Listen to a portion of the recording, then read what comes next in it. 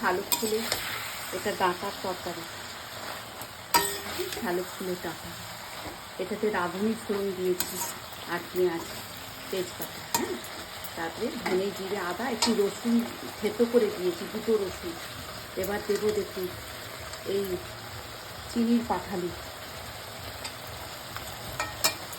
একটু নারকেল কুড়ো, এটাতে একটু কচি নারকেল দিলে খুব ভালো লাগে, টেস্ট হয়।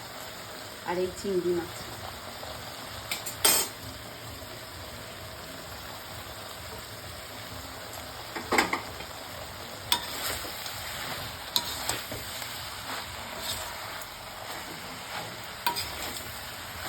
এটাও ধিমি আঁচে হবে, মানে জল দেবার দরকার নেই, এরই রসে সেদ্ধ হয়ে যাবে, মানে তরকারিটা হয়ে যাবে।